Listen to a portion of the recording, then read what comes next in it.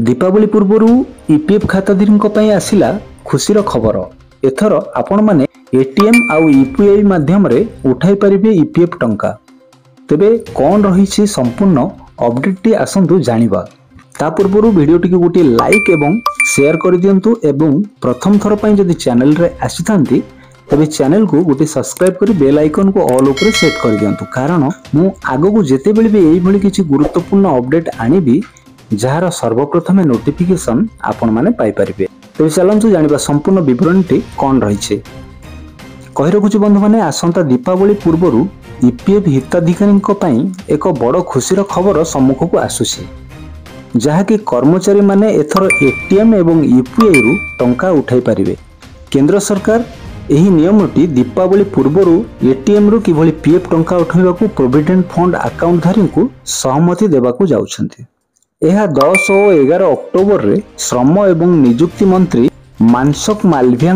अध्यक्षतार एक बड़ बैठक अनुष्ठित हेबो, जेउथिरे एही प्रस्ताव उपर आलोचना हेबो एवं सरकारंकर यह लक्ष्य हेउछि कि दीपावली पूर्वरु खर्च करिबा पई 8 कोटी ईपीएफ सब्सक्राइबर को अधिक सुविधा जोगाई देबा। बुझिला, जहा कि ए जो सुविधाटी लागू करूछन्ती ओडिशा सरकार जे कि अछन्ती ईपीएफ हिताधिकारी माने सेमानक पई एटा गोटे दीपावली रो खर्च सदृश भाबे से एही नियमटी को एटीएम माध्यम रे प्रोवाइड करछन्ती। बुझिला, एही बैठक रे ईपीएफ बोर्ड्स सर्वनिम्न पेंशन को प्रति मास 1000 टंका रु 1500 बा 2500 टंका को वृद्धि करबा को ए प्रस्ताव रे मध्य विचार करि पारंती। बुझिला, ये प्रस्ताव रे जो आपण मानक पेंशन करतला से पेंशन को आपनकर सेटा 1500 रु 2500 पर्यंत बढ़िबा पई स्थिर करा जाउछे, जहा कि ट्रेड यूनियन गुडी करे दीर्घ दिनर दाबी रही छे। बुझि परथि से ट्रेड यूनियन मानकर दीर्घ दिनर ए जो नियम रहितला माने से मानकर दाबी रही आस्तला जे कि ईपीएफ बाबद को जो 1500 रु 2500 भितर कट हबा पई बा पाइबा पई सेति पई से मान कहउतले दीर्घ दिनर, तो से मानकर गोटे दाबी पूर्ण हैला भली सरकार से जिंस करे पई जाउछन्ते। बुझिला, जहा ट्रेड यूनियन गुडी कर दीर्घ दिनर दाबी रहितला बा रहिछे। ईपीएफ खूब शीघ्र यार नूतन डिजिटल सेवा आरंभ करिया पई जाउछे। यह केवल टंका उठाइबा को सरल करिवो नाही, बरम सूचना अपडेट करिबा, क्लेम करिबा भली प्रक्रिया गुडी को मध्य त्वरान्वित करिवो। कर्मचारी माने यूएएन सक्रिय करी एवं आधार को अकाउंट सहित लिंक करी एटीएम रु टंका उठाई पारिबे। तेबे एठार प्रश्न उठुछि, एटीएम एवं यूपीआई रु पीएफ टंका किपरि उठाई पारिबे? हाँ आज्ञा, यही नूतन प्रक्रिया रे ईपीएफओ एहार सब्सक्राइबर मानक एक स्वतंत्र एटीएम कार्ड प्रदान करिवो, जहा सेमानकर पीएफ अकाउंट सहित लिंक हेबो। एही कार्ड व्यवहार करी सब्सक्राइबर माने सीधा सड़क एटीएम रु सेमानकर पीएफ टंका उठाई पारिबे। अन्य पक्षरे यूपीआई रु टंका उठाइबा पई आपनकू आपण मानकर पीएफ अकाउंट को यूपीआई सहित लिंक करबा को पड़िबो। एहार सब्सक्राइबर माने सेमानकर बैंक अकाउंट को पीएफ टंका स्थानांतरित करि परिबे। बुझियला, चाकरी हरेबार गोटे मास परे 75% पीएफ टंका उठाई पारिबे। पीएफ उठाण नियम हेउछि जदि कोनोसी सदस्य चाकरी हराई थांती तेबे से एक मास परे पीएफ अकाउंट रु 75% प्रतिशत टंका बा उठाई पारिबे, माने 75% टंका उठाई पारिबे। एहा साहाय्य रे बेकारी समय रे तांकर आवश्यकता पूर्ण करि परिबे। पीएफ रे जमा होइथिबा टंका पीएफ रो बाकी 25% चाकरी हराइबा 2 मास परे उठाई पारिबे। बुझ पाले, जदि आपनकर 100% टंका अछि सेतरो आपन 75% केवल चाकरी रो जिबा एक मास भितर आपन उठाई पारिबे एवं आउ जो बळका 25% रहिला ताको आपण माने चाकरी जिबार 2 मास परे उठाई पारिबे। तेबे आसंतु जानिबा पीएफ उठाण उपरे आयकर नियम कोन रहिছে। ठीक अछि, मन रखंतु जदि कर्मचारी कोनोसी कंपनी रे 5 वर्ष चाकरी पूर्ण करिছে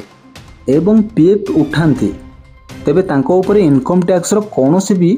लायबिलिटी रहइबो नाही एवं 5 वर्षर अवधि गोटे किंबा अधिक कंपनी सहित मिसी पारिबो। ठीक अछि, 5 वर्ष अवधि भितरे जणे ईपीएफ धारी सी कौन करिवो ना 5 वर्ष भितरे एक रु अनेक कंपनी रे जोग दे पारिबो बा मिसी पारिबो। ठीक अछि, गोटे कंपनी रे 5 वर्ष पूर्ण करिबा आवश्यक नुहे। एहा कोनोसी मैंडेटरी नुहे जे आपण गोटे कंपनी रे 5 वर्ष पूर्ण करथिबा दरकार सेमती किछि बा नै आपण 5 वर्ष भितर 5टा कंपनी भी जोग भी देथिले भी किछि असुविधा नै चलिबो ओके गोटिए कंपनी रे 5 वर्ष पूर्ण करबा कोनोसी आवश्यक नै मोट अवधि अति कम रे 5 वर्ष हेबा आवश्यक अटे बुझिला टोटल मोट ऊपर अवधि आपन को अति कम रे 5 वर्ष हेबा दरकार तेबे आपण सेटा कोनोसी गोटिए कंपनी रे कंप्लीट करथिबा कोनोसी आवश्यक नै आपण एक रु अनेत्र बा अनेक कंपनी जोग करथिबा दरकार 5 एवं संपूर्ण कंपनी रो मिसै की जो हमरो दिन आपनकर हेउछि बा जे केते वर्ष होछि टोटल 5 वर्ष सब कंपनी मिसै की काउंट हेले भी चलिबो बुझियला तेबे बंधु माने एहा तिला संपूर्ण अपडेट जदी